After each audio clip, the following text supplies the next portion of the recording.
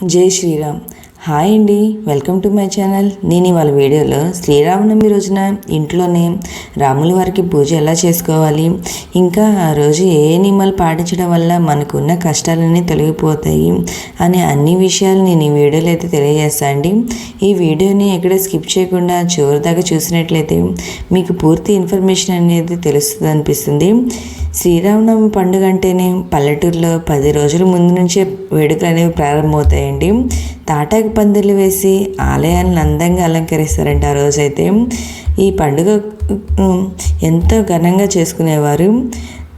మా చిన్నప్పుడైతే మా ఊర్లలో ప్రతి లైన్కి తాటాకు పందిర్లు వేసి సీతారాముల కళ్యాణం అయితే చేసేవాళ్ళండి. చాలా బాగుంటుంది అసలు అక్కడైతే. శ్రీరామనవమి అనేది చైత్రమాసం 9వ రోజున శ్రీరాముడు జన్మించినట్లు పురాణాలు చెప్తున్నాయండి. ఈ సంవత్సరం శ్రీరామనవమి ఏప్రిల్ 17వ తేదీన వచ్చిందండి. చైత్రశుద్ధమి నవమి రోజు మధ్యాహ్నం అభిజిత్ ముహూర్తంలో శ్రీరామచంద్రుడు జన్మించాడని పురాణాలు చెబుతున్నాయి. శ్రీరాముడి జననం, వివాహ మహోత్సవం, పట్టాభిషేకం ఆ రోజు జరిగాయని అంటారండి. అందుకే శ్రీరామనవమి రోజు సీతారాముల కళ్యాణం తప్పకుండా నిర్వహిస్తారు. సీతారాముల కళ్యాణంలో ఉపయోగించే అక్షింతలు తల మీద చల్లుకుంటే వివాహం త్వరగా అవుతుందని భక్తులు ఎంతో నమ్మకంగా ఉంటారండి. ఇంకెందుకండి ఆలస్యం, మనం వీడియోలోకి వెళ్ళిపోదాము. ఎలా చేయాలో ఈ పూజ ఇదంతానని. దీనికోసం ఏంటంటే మనం పూజ గదిలోనైనా ఈ పూజను చేసుకోవచ్చండి, లేదా సపరేట్గా పీఠాన్ని ఏర్పాటు చేసుకునైనా పూజ అనేది చేసుకోవచ్చండి. నేనైతే ఇక్కడ సపరేట్గా పీఠాన్ని ఏర్పాటు చేసుకొని పూజ అయితే చేసుకుంటున్నాను అండి. శ్రీరామనవమి రోజు మీ ఇంట్లోనే ఈ ఆచారాలు పాటిస్తూ పూజ చేసుకుంటే శ్రీరాముని ఆశీస్సులు, సుఖ సంతోషాలు కలుగుతాయండి. ఇంకెందుకు, శ్రీరామనవమి రోజు బ్రహ్మముహూర్తాలను నిద్రలేచి ఇల్లు వాకిలిని శుభ్రం చేసుకోవాలండి. తలస్నానం చేసి ఇంటి ముందు అందమైన రంగులతో ముగ్గులు అనేది వేసుకోవాలి. ఇంటి గుమ్మాలకు మామిడాకులతో తోరణాలు కట్టుకోవాలండి. కొత్త బట్టలు ధరించి పూజ చేసేందుకు అన్ని ఏర్పాట్లు చేసుకోవాలండి. ఈ పూజను మనం పూజ మందిరంలోనే చేసుకోవచ్చు, లేదా సపరేట్గా పీఠం ఏర్పాటు చేసుకొని చేసుకోవచ్చు అండి. శ్రీరామనవమి రోజు పీఠం ఏర్పాటు చేసుకొని అయితే చేసుకోవచ్చు. శ్రీరామనవమి రోజు సీతారాముల సమేతంగా ఉన్న చిత్రపటాన్ని లేదా విగ్రహాన్ని పెట్టుకొని పూజ చేసుకోవచ్చండి. సీతారాముల వారిని క్రమం తప్పకుండా పూజించడం వల్ల ఇంటికి సంతోషం, శ్రేయస్సు లభిస్తుంది. జాతకంలోని గ్రహదోషాలు తొలగిపోతాయండి. అన్ని బాధల నుండి విముక్తి పొందుతారండి. చాలు. బియ్యపిండితో ముగ్గు వేసి దానిపై మీద ఒక పీఠం ఏర్పాటు చేసుకోవాలి. పట్టు వస్త్రం లేదా నూతన వస్త్రం పరిచి దాని మీద సీతారాముల చిత్రపటం లేదా విగ్రహాలను పెట్టుకోవాలి. శ్రీరామునికి పంచామృతాలతో అభిషేకం చేయాలండి. నా దగ్గర అయితే రాముల వారి విగ్రహాలు అయితే ఏమీ లేవు, అందుకే నేను అభిషేకం అయితే ఏం చేసుకోవట్లేదండి. పూజ అయితే చేసుకుంటున్నాను. తర్వాత షోడోపచారాలను అనుసరిస్తూ పూజ చేయాలి. ధూప దీప నైవేద్యాలను సమర్పించాలి. నేను ఇక్కడ పిండితో చేసిన 9 దీపాలు అయితే వెలిగించుకుంటున్నాను అండి. మనం ముందుగా గణపతికి పూజ చేసుకొని గణపతికి నైవేద్యంగా బెల్లాన్ని సమర్పించుకోవాలి. తర్వాత నేను ఇక్కడ పిండితో చేసిన 9 దీపాలు అయితే వెలిగించుకుంటున్నాను అండి. అంటే వసంత నవరాత్రి అనేది ఉగాది నుండి స్టార్ట్ అయ్యి 9 రోజులని జరుగుతుంది కదండి. ఈ 9 రోజులు ఎవరైతే పూజ చేసుకోలేదో వసంత నవరాత్రి అవన్నీ కలిపి ఇవాళ మనం 9 దీపాలు అయితే వెలిగించుకోవచ్చండి. నేను ఇక్కడ తమలపాకులు తీసుకొని ఒక 9 తమలపాకులు తీసుకొని వాటిపైన గంధం కుంకుమ బొట్లు అయితే పెట్టుకున్నా అండి.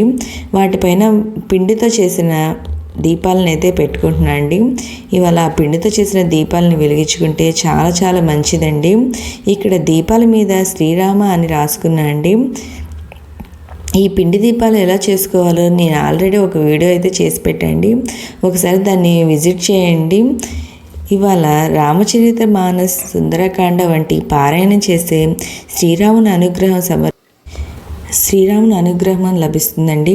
నేను ఇలా పిండి దీపాలను అయితే పెట్టుకున్నాను అండి.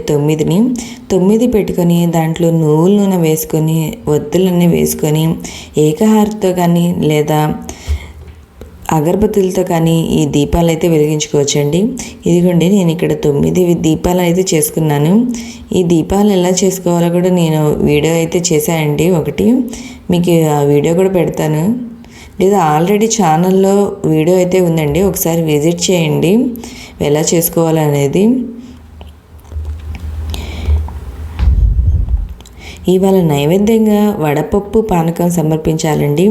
పూజ ముగిసిన తర్వాత బ్రాహ్మణులకు లేదా పెద్దవారికి పండ్లు, విసినికర్ర, తాంబూలం, నూతన వస్త్రాలను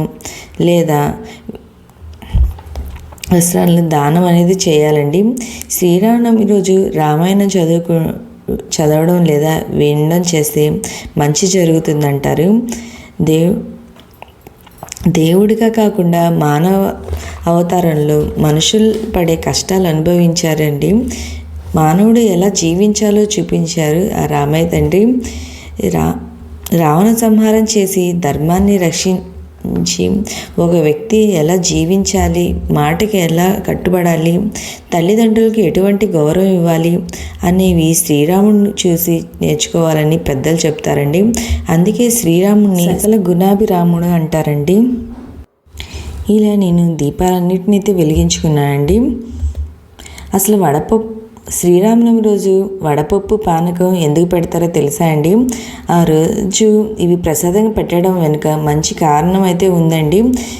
వేసవి సమయంలో శరీరం వేడి వల్ల ఇబ్బందులు కలగకుండా ఉండడం కోసం బెల్లంతో చేసిన పానకం ప్రసాదంగా పెడతారని, దీన్ని తాగడం వల్ల అనారోగ్యం సమస్యలు తొలగిపోతాయి, దీర్ఘాయువు లభిస్తుంది, ఎండవేడి తగలకుండా శరీరం వడదెబ్బకు గురికాకుండా ఉండడం కోసం పెసరపప్పు పానకంతో కలిపి ప్రసాదంగా పంచిపెడతారండి. ఇవి రెండు తీసుకోవడం వల్ల వాతావరణంలో వచ్చే మార్పులను శరీరం తట్టుకోగలుగుతుంది. అందుకే వీటిని ప్రసాదంగా పెడతారండి. ఆ రోజు కూడా ప్రతి ఒక్కరూ ఇంట్లో స్వామివారికి ప్రసాదంగా వడపప్పు పానకం అనేది ప్రసాదంగా సమర్పించి అది ఇంట్లో అందరూ ప్రసాదంగా స్వీకరిస్తారండి. ఎన్నో సద్గుణాలు కలిగిన శ్రీరాముడి జీవితం అందరికీ ఆదర్శప్రాయం అండి. ఏకపత్ని వ్రతుడిగా సాగించిన ఆయన జీవితం ఎంతో పవిత్రమైనదిగా భావిస్తాము. ప్రతి సంవత్సరం చైత్ర శుక్ల నవమి రోజు ఈ శ్రీరామనవమి అనేది జరుపుకుంటామండి. రామ అనే ఈ రెండు అక్షరాలు ఎంతో శక్తివంతమైన మంత్రాలు. శ్రీరామ అనే మంత్రాన్ని జపిస్తే సకల దేవతల ఆశీర్వాదాలు లభిస్తాయండి. ఈరోజు మనం శ్రీరామ ఎంత జపిస్తే అంత మంచిదండి. శ్రీరామ అనే 3 సార్లు జపించడం వల్ల విష్ణు సహస్రనామాన్ని పారాయణం చేసినంత పుణ్యఫలం దక్కుతుంది. కష్టాలు ఉన్నప్పుడు, కఠినమైన సవాలు ఎదుర్కోవాల్సి ఉన్నప్పుడు శ్రీరామ అనే మంత్రం జపించడం అన్నిటికీ పరిష్కారమని పండితులు చెప్తున్నారండి. 7 కోట్ల మంత్రాలలో అత్యంత శక్తివంతమైన మంత్రం రామ అని మన సంస్కృతిలో పేర్కొన్నారండి.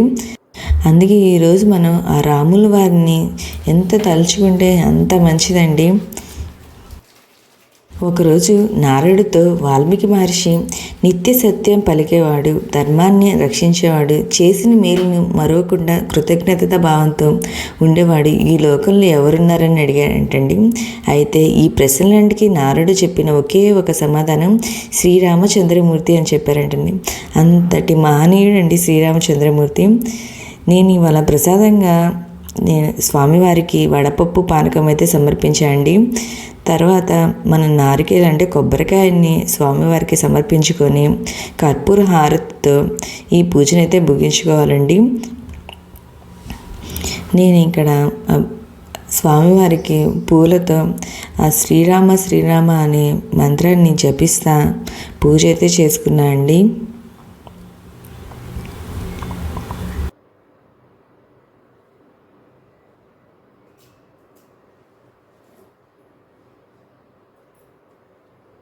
ఈరోజు ప్రతి ఇంట్లో ఆ రామాయణం అయితే వింటూ ఉంటారండి. మా ఇంట్లో అయితే ఎవ్రీ ఇయర్ శ్రీరామనవమి రోజు రామాయణం వింటూ ఉంటారు. అందరికీ ఆ శ్రీరాముని అనుగ్రహం కలగాలని కోరుకుంటూ జై శ్రీరామ్. మీకు ఈ వీడియో నచ్చితే లైక్ చేయండి, మీ ఫ్రెండ్స్ అండ్ ఫ్యామిలీకి షేర్ చేయండి. ఉంటా అండి, బాయ్ బాయ్. జై శ్రీరామ్.